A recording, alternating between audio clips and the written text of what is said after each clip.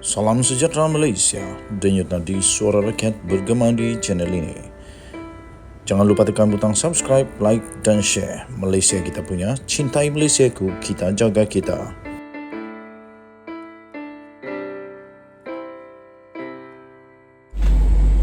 Salam sejahtera Malaysia, denyut nadi suara rakyat bergema di channel ini. Terbaru ini tuan-tuan dan puan-puan, sungguhlah nyata. Jika anda setuju, anda boleh kata type saya setuju jika anda setuju dengan ini, iaitu Datuk Seri Anwar Ibrahim memang betul-betul lawan rasuah. Siapa yang setuju, katakan setuju. Sejak beberapa minggu ini, semua berita, antara yang paling hangat adalah tentang ASPRM menjalankan tugas mereka dengan bagus. Saya salut, ucap tahniah kepada ASPRM. Dan Datuk Seri Anwar Ibrahim bukan main-main dengan perkara-perkara tentang rasuah. Kerana inilah yang merosak, menghancurkan negara, yang membuatkan ramai rakyat merana, ramai bantuan, banyak projek, banyak sekali untuk rakyat yang tak sampai dengan baik. Ada juga yang sampai, ada juga yang tak sampai, ada yang sampai tapi tak seperti spesifik yang sepatutnya. Ini semua kerana rasuah. Terima kasih diucapkan kepada Perdana Menteri yang memang nak benteras rasuah. Jika anda setuju, anda type saya setuju. Tuan-tuan dan puan-puan, terbaru ini ASPRM mengumumkan seorang kaki tangan. Kaki tangan sekolah, bukan seorang, tapi kaki tangan sekolah dan bekas pengetua ditahan oleh ASPRM. Apa jadi pula kali ini? Ini dia. Sepatutnya seorang pendidik itu harus mendidik tentang salah guna rasuah itu adalah tak baik, dosa dan salah dari sisi undang-undang. Tapi nampaknya apa terjadi? Seorang kaki tangan dan bekas pengetua sebuah sekolah di Kluang ditahan Suruhanjaya Pencegahan Rasuah Malaysia ASPRM pagi tadi bagi membantu siasatan kes salah guna kuasa, bagi mendapatkan kerja-kerja pembekalan dan penyelenggaraan selama 7 tahun beliau masih sejak ada tahun kerana 2015 calon-calon lagi. orang boleh lari masuk gua masing-masing bertambah 40 berusia purnama. 41 tahun. Saya Dan teringat 60 pula tahun ceramah itu Ustaz Wan ditahan Hizam mengenai kahwin ketika dua ni. hadir memberi Katanya keterangan ada di 3 tips pejabat untuk kahwin SPRM lebih dari satu. Cawang Kluang. Pertama, mesti Di antara lulus jam tidur 11 dengan pagi anak ayam. sehingga 11.30 Kedua, pagi bersedia tadi. untuk jadi seperti anak Difahamkan tanggai. Dan kes ketiga, bermula pada boleh tahun turun dari 2015 rumah tanpa lagi, pijak anak sehingga tangga. tahun 2022. Dalam makna diberikan penulis. Persoalan yang paling Pun susah nak jelaskan di ruangan sempit ini. Tapi kalau nak tahu lanjut, carilah video beliau mengenai isu Perdana kahwin Menteri 2, Anwar 3 Ibrahim ini. menjadi Perdana Moga Menteri faham terus dan kita ketahuan. semua bermuhasabah dengan Itulah diri hebatnya masing-masing. Anwar Ibrahim. Reda Ianya sikit bermula dari isu Samsul 2015 lagi minggu sehingga ini 2022. top trending, Apabila tiba-tiba kaki nama tangan UMNO terbabit pula menyalahgunakan mengambil tempat, jawatannya bukan bagi kerana mendapatkan Persidangan Agung UMNO kerja-kerja yang pembekalan dan diperkatakan, penyelenggaraan tetapi di ketetapan sekolah berkenaan perwakilan untuk tidak untuk syarikat milik mempertandingkan sendiri. jawatan Buat Presiden dan syarikat timbalan milik Presiden sendiri parti. untuk sekolah Rentetan itu berkepentingan nama sendiri Datuk agaknya. Seri Datuk Bekas Seri pengetua Ahmad itu Zahid kata Hamidi kenyataan itu pastinya kepada menjadi SPRM sasaran. Kluang. Bermacam-macam Bekas serangan, pengetua itu pula kritikan dikatakan dan dengan niat tuduhan bersama ditujukan meluluskan kepada beliau, kerja-kerja khususnya berkenaan dikaitkan dengan kepada syarikat keengganan terbabit. membuka gelanggang Kes persilatan itu disiasat bagi memilih mengikut jago Seksyen baru 23 untuk merajui Akta tampuk ASPRM kepimpinan parti. 2009.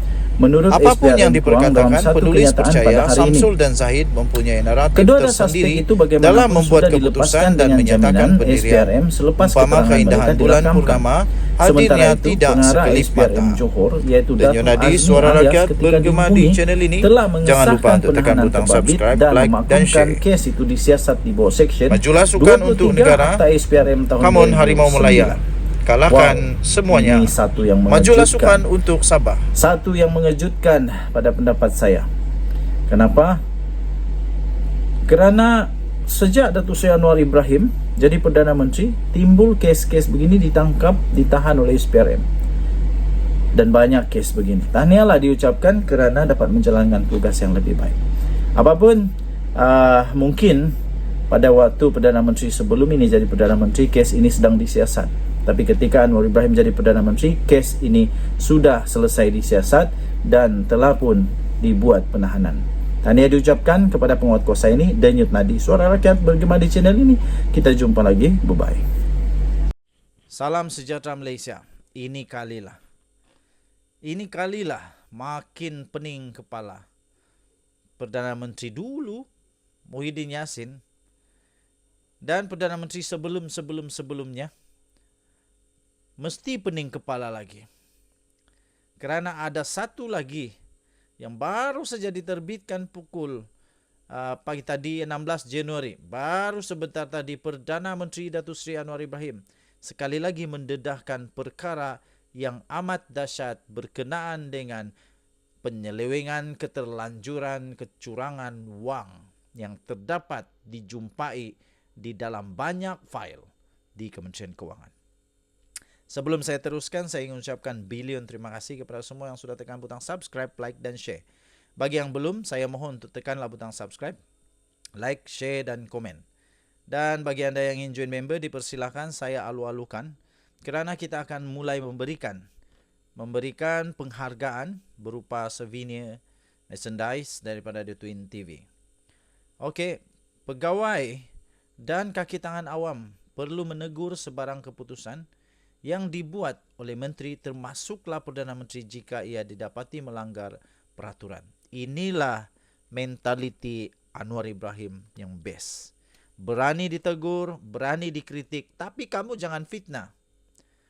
Masalahnya orang sekarang yang kritik Anwar kononnya kritik tapi fitnah.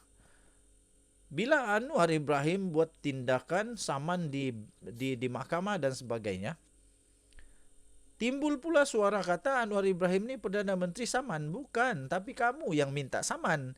Apa boleh buat, kamu yang fitnah. Jadi Anwar Ibrahim kena pertahankan diri dia dengan cara menyaman. Bukan sekadar menafi. Jauh sekali, janganlah pergi buat sumpah-sumpah tu, tak baik tau. Sumpah okey, tapi kalau tak betul nanti siapa yang susah? Nanti di dunia akhirat nanti siapa yang susah?